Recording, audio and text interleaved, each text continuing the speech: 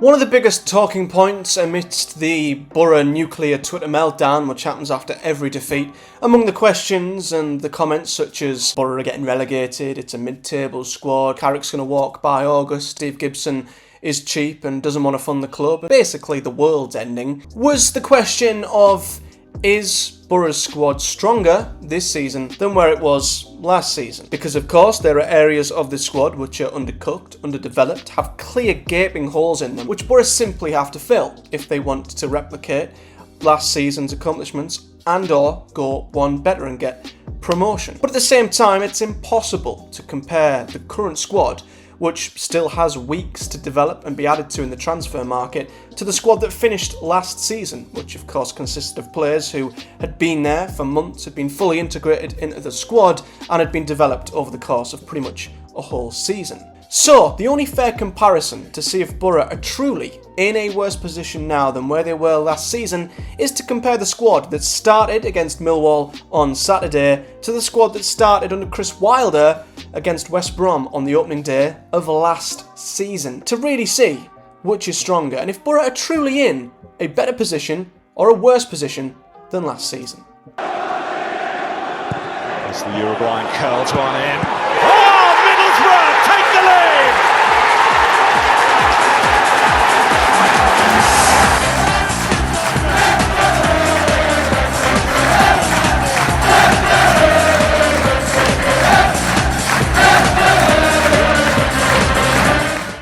Now, of course, it's worth noting they are different formations, different systems, so it's impossible for me to compare it position by position, and different players are doing different things in each system. So I'm not going to compare Ryan Giles at left wing back to Coulson at left back. I'm going to compare it in phases. So we're going to go goalkeeper, defence, midfield, attack, and the bench, which of course can have more players on it this season than it could last season. So this was the squad that started against West Brom on the opening day of last season, which feels like an eternity ago. We had the 3-5-2, usually adopted under Chris Wilder, with Zach Steffen in goal. You had a back three of Bowler, Lenihan and Dijksteel.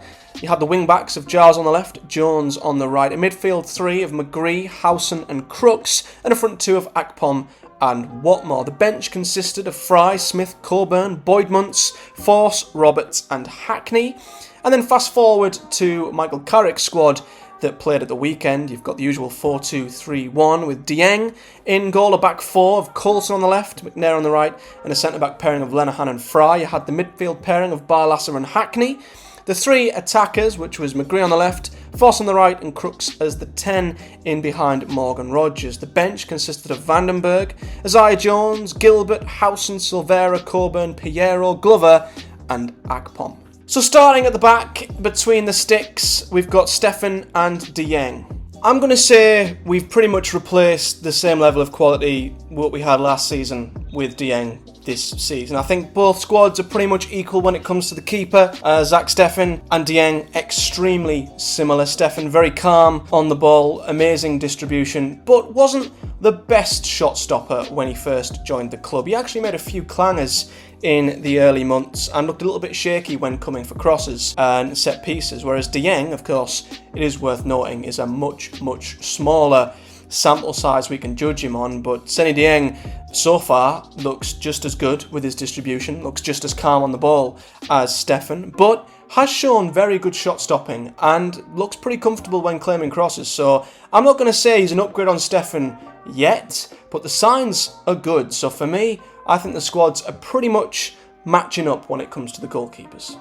Looking at the defence, now of course you're comparing a back five to a back four, so I'm going to judge this off of what they offered defensively. I guess you could include Giles and Jones when it comes to the attacking in the Wilder system as well, but looking at the defences of both, I'd say they're pretty equal once again, with different strengths and different weaknesses. It's almost as if you put the two defences together, you'd actually have something pretty darn special. Looking at the Wilder squad, you've got really strong wing-backs, but not the best at centre-back. You've of course got Ryan Giles on the left, who is the best you can get going forward at this level, but maybe not defensively. And then Isaiah Jones, you could argue the same on the other side, offers a lot going forward.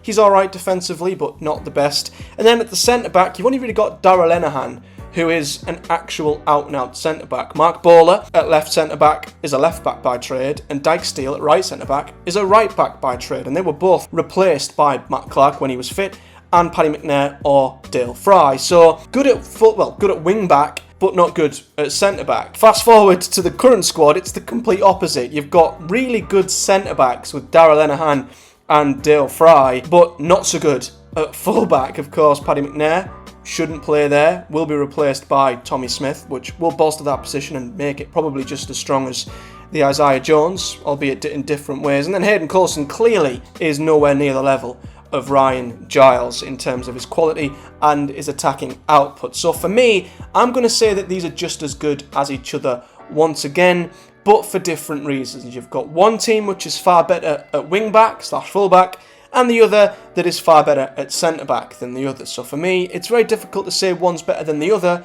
because one's got better strengths, one's got better weaknesses. It's really hard to compare, but I'd say quality-wise, they're pretty much the same.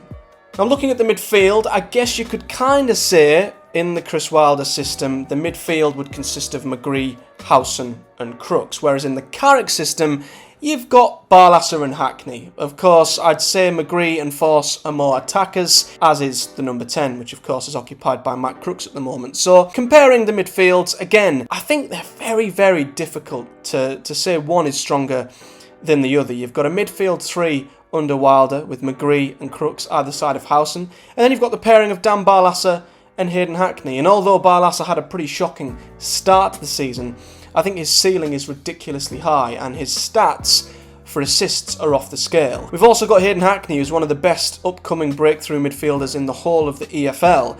So again, I think these are pretty much identical in terms of quality. The Wilder midfield had McGree and Howson, and of course Howson would undoubtedly upgrade the Carrick midfield, but Matt Crooks is a bit of an outlier for me. I'm not really too sure if and when he makes a team stronger or weaker, so it's really hard to judge him in the Wilder system. So for me, I'd say looking at both midfields, once again, they've got different qualities, different strengths, different weaknesses, but both of them, I would say, are just as good as each other.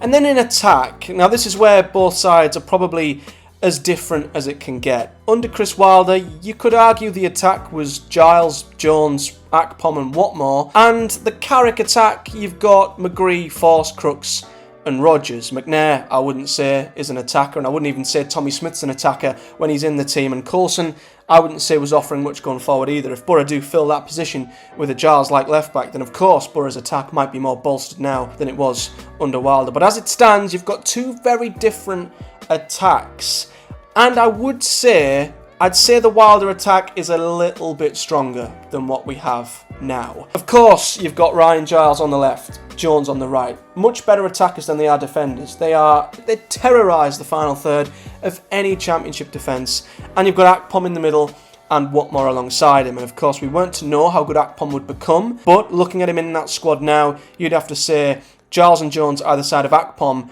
is a very, very strong forward line. And if you put Duncan Watmore in there, who's maybe not the best finisher, but a willing runner, and we saw last week against Millwall, will just cause problems and panic amongst the defence, that is a very good front four for me. Carrick one, it's got huge gaps, as we know. You can't doubt Riley McGree and Marcus Force are very, very good going forward. But for me, the current gaps in the Boro squad, with number 10 being Matt Crooks and Morgan Rogers up front, are just too significant for me to say that our squad is anywhere near as strong as it was last season going forward than what it is now. We simply, of course, have to fill the number 10 position, whether it's Akpom, whether it's someone else if Akpom leaves, and of course Morgan Rogers isn't a number 9 for me. So I think the one area where the two squads are stronger than the other is up front, and I will say that the Chris Wilder squad is a little bit stronger, or was a little bit stronger at the start of last season than what the Boro squad currently is under Carrick. And finally, the bench. Now, yes,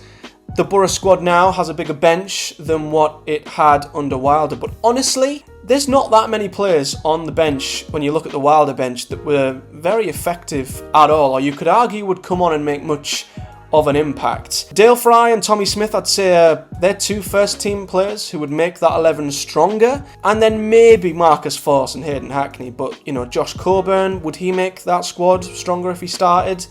No, I wouldn't say Boyd Muntz would either. I wouldn't say Roberts would either. So I'd say only half of that bench would make that squad significantly stronger and have much of an impact. You look at the Boro bench now, and the depth is a lot stronger and a lot better. I think Vandenberg would come in and be just as strong off the bench as what Dale Fry would. But then you've got Isaiah Jones to come on. You've got Gilbert, Howson, who'd make the midfield even stronger. Silvera, we've seen, is an unbelievable impact player. Coburn and Piero, I think the jury's out a little bit, and the same with Glover, like Roberts in the old bench. But then we've got Chuba Akpom on the bench of this Boro squad under Carrick, and whether he stays, comes on or not, you can only take that bench at face value and say that the bench under Carrick is miles stronger than it is, or than it was, under Chris Wilder, and would have came on and made a much bigger impact. And I think you can only judge a bench off of what difference it would make to the 11. What benefits would it give the 11? If you were to bring them players on, which players would have more of an impact? And for me, undoubtedly, the bench under Carrick is much better than the bench under Wilder. So, overall, which squad is better? Again, I think the only area of the starting 11 that Wilder's edges Carrick's is up front. But Carrick's has much better depth. So I think for me, it's really, really difficult to judge. I would say both squads are pretty much neck and neck. It's pretty much the same as it was last season. Keyholes in key positions, they're just different positions. I mean, the Wilder system, the only real areas you could say needed filling was at centre-back, with Bowler and Dyke still being swapped out, and maybe you could get a better forward in there than Duncan Watmore. In the current Boro squad, it's pretty solid apart from full-back and up front, but the depth's pretty good when you're looking at the midfielders and the attackers who can come on. So for me, I would say they're pretty much neck and neck, and when answering the question, is Boro's squad weaker than what it was last season? No, it's not. Is it stronger than what it was last season? Maybe not with the 11, but depth-wise, it probably is. So if Boro can make the additions that we hope they can in the next 3 weeks, we will have a stronger squad going into this season, post-transfer window, than what we had last season. Because it is also worth remembering, Boro didn't bring in the likes of Archer and Ramsey till January. So if Boro can bring that level of player into the squad now, we're going to be heading into September in a far better position than what we did last season. So let's have faith in the recruitment team that they can deliver the goods, and Boro can replicate last season, or maybe go one better. So guys, let me know your thoughts on both Boro squads and where you think one is stronger or weaker than the other, and your overall thoughts on if Boro are in a better position this season than they were last season. Do give this video a like as well if you've enjoyed it, and subscribe to the channel for more, and comment below your thoughts as I mentioned. A big thank you for watching guys, do take care, and I'll see you all next time.